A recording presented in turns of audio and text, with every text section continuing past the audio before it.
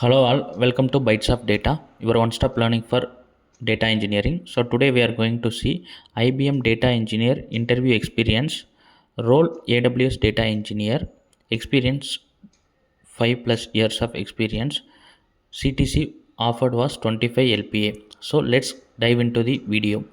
So I'm starting from the question number 1. So the question number 1 was write an SQL query to find the second highest salary per department. So here you can use subqueries. Then how do you handle slowly changing dimension SED type 2 in a data warehouse?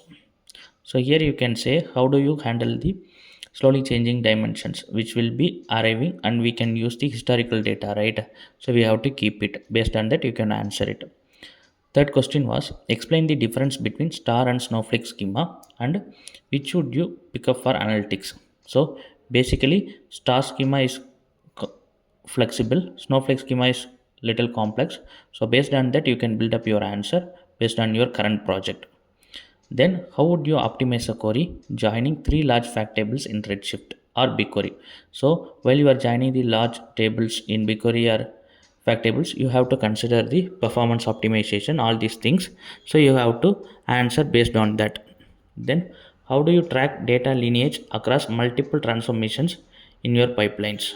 So, you have to understand so how the data lineage will happen and how you can uh, convert into the pipelines, and you can perform the multiple transformations into your pipelines from dev, prod and test as well. So write PySpark code to calculate the top 5 customers by revenue from a transaction data set. So here you can use PySpark and calculate the top 5 customers. Then how do you handle skewed data in Spark joins? So skewed, it will be regularly happening in the large data, so we have to use the broadcast joins or salting techniques and repartition or coalesce. So based on your current project you can build up your answers. Then explain broadcast join and when it helps for performance. So you can, this is also the performance optimization question, you have to build up the answer. Then how do you debug a PySpark out of memory issue? So this is the trending question which will be asked in every interview. So you should be focused on performance tuning with PySpark as well. So then real-time interview question was you have 1 billion rows in S3. How would you process it efficiently using PySpark plus Glue? So based on that you have to be answer. Explain the end-to-end data flow from AWS S3, Glue, Redshift. How would you handle schema evolution? So you have to explain the end-to-end data flow, like end-to-end pipeline. So which will be erasing the schema evolution, whether they are adding the new column or schema changes or schema mismatches. We have to check and then we have to answer based on your current project.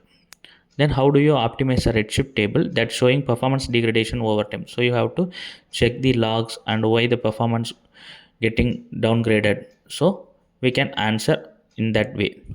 What's the difference between copy and insert in Redshift and when you each? So here you can explain where we can use the copy command and what are the circumstances we can use the insert command. Then how do you automate S3 to Redshift loads daily using glue triggers or Lambda? So whether it will be automated from S3 to Redshift, or how do you plan to trigger automation? You can answer in that way. How do you enforce data quality and prevent corrupted files from entering your S3 data lake? So here they are asking about the malformed data, which is corrupted data. How do you ensure the data quality and the data governance activities? You can answer in the way.